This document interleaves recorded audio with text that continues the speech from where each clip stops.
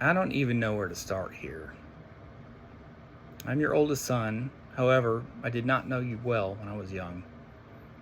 I have a few scant memories, some argument about a pocket watch versus a wristwatch. It's fuzzy. I do recall driving out to your place with Rita one night in the big brown Ford LTD. I was 6 years old, if that. As the sun was setting, I asked Rita, I said, Rita, where does the sun go when it sets? Rita replies, well, I don't rightly know, but I suppose it sets in the lake. That's where I see it going. Maybe you ought to ask your daddy. Now, Rita was obviously trying to set up a situation for us to have a meaningful conversation. And after arriving, I asked Dad the same question. His answer was clear and honest. Using a baby food jar, it was probably Ian's, a flashlight, and a softball. He gave me a graphic description of Earth, Moon, and Sun relationships. That was my first lesson in geography, and it paid dividends later. Well, not long after Jen and I disappeared from the scene, we went on a different path. Not one of our own making, just caught in a circumstance. That was it for years. Christmas, 1988. I think it was 1988. Jen and I ended up in Ohio for a minute and briefly reunited with the family. It was nice, but it was awkward. At least it was for me. Jen was always better about that kind of stuff. Fast forward to the summer of '89.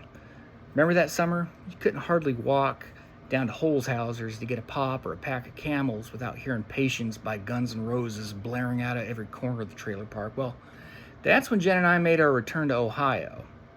My mom was pregnant with my sister Alicia at the time, and the summer sun was setting up properly in Yuma, Arizona. We were absolutely not needed that summer, so Mom put us on a plane destined for Cleveland. 15 years old, I couldn't think more than 15 minutes into the future, and not knowing what to expect, we landed in Cleveland.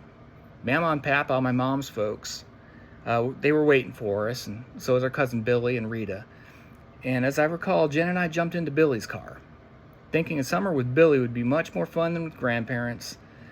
Well, Billy drove us to Nanny's anyway.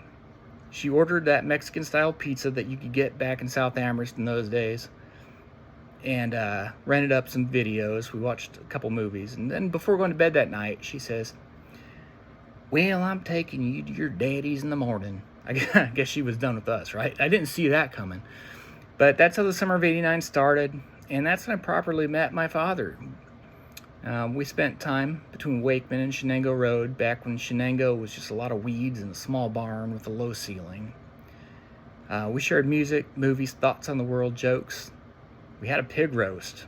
You guys remember the pig roast? That was fun. I got to experience a world I did not know, so we got to know each other.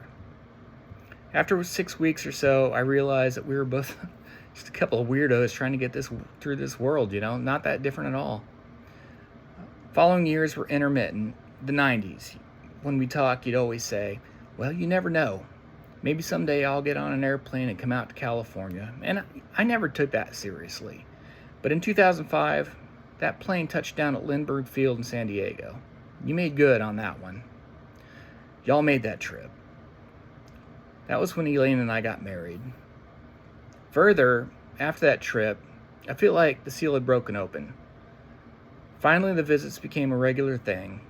For years, we saw places that many people never get to see. We spelunked into the Shasta Caverns, ate crab legs at the Valley High, searched for whales on the high seas, wandered around Haight-Ashbury, drank whiskey and pissed off a cliff.